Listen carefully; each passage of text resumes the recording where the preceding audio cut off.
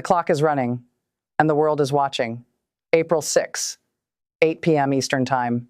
That is the deadline President Donald Trump has set for the Islamic Republic of Iran to reopen the Strait of Hormuz or face the consequences, not a warning buried in a diplomatic cable.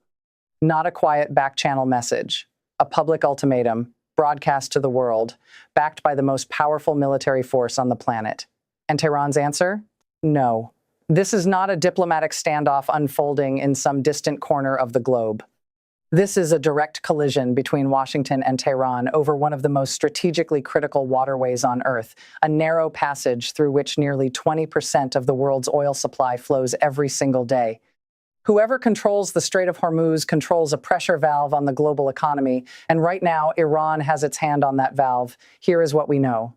On the 28th of February 2026, at 1:15 inches the morning, U.S., Central Command launched what it officially designated Operation Epic Fury, a coordinated campaign of strikes targeting IRGC-linked facilities, missile and drone launch sites, Iranian air defense networks, and military airfields across the region. The operation was swift, surgical, and deliberate.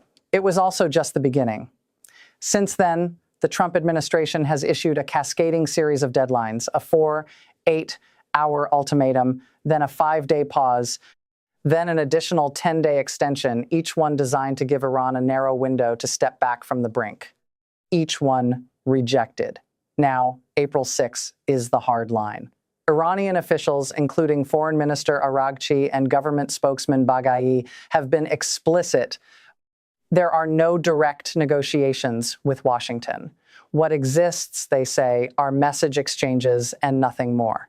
Meanwhile, Mojtaba Khamenei, the Supreme Leader's son and one of the most influential voices inside the regime, has publicly backed maintaining the Hormuz chokehold as Iran's primary strategic weapon.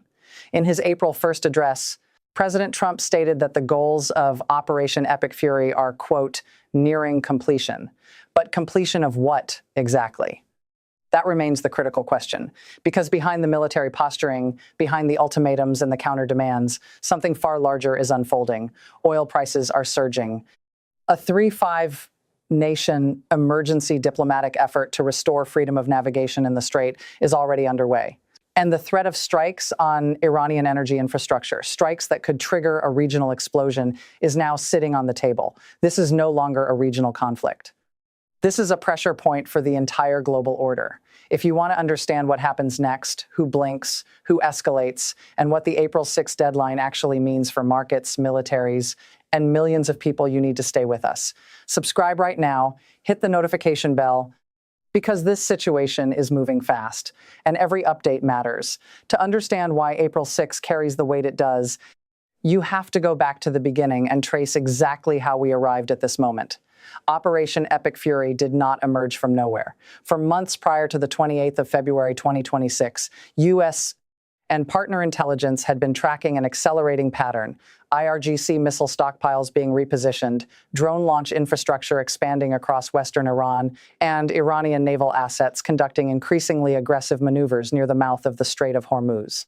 When the operation launched in the early hours of that February morning, it was the culmination of weeks of classified planning, not a reactive strike, but a calculated opening move in a broader strategic campaign.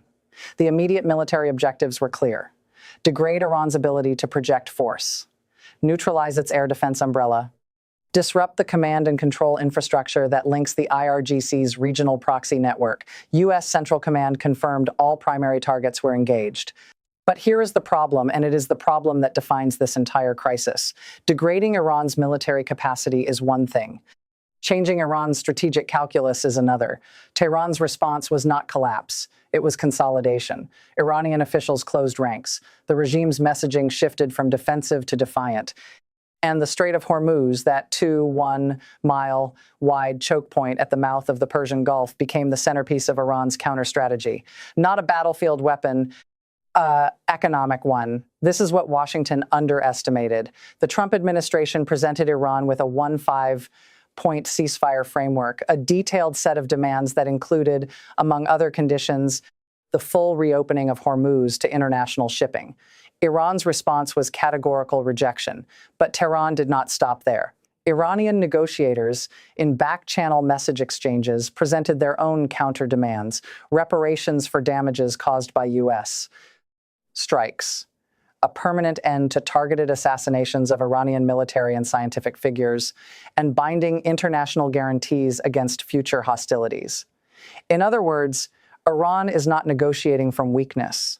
It is negotiating, if you can even call it that, from a position of perceived leverage, and that leverage is real. Every day, the Strait of Hormuz remains disrupted. Oil markets feel the pressure. Energy prices across Europe and Asia are climbing. Supply chain disruptions are rippling through economies already stretched by years of post-pandemic instability. The 3-5-nation emergency diplomatic effort to restore freedom of navigation, which includes key U.S. allies, reflects just how seriously the international community is taking the economic dimension of this crisis. Britain's Prime Minister Starmer has been directly engaged in the Hormuz talks. That alone signals the geopolitical weight of what is at stake. Now comes the April 6th threshold and the question every intelligence analyst, every energy trader, and every allied defense ministry is asking: does Trump follow through? The administration has signaled that failure to reopen Hormuz by the deadline could trigger strikes on Iranian energy infrastructure, including power generation and oil production facilities. If executed, such strikes would represent a dramatic escalation beyond anything seen in Operation Epic Fury.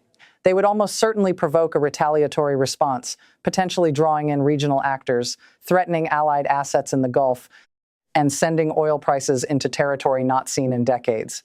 The escalation ladder at that point becomes very difficult to descend. On the other side, if the deadline passes without action, the credibility of U.S. deterrence takes a significant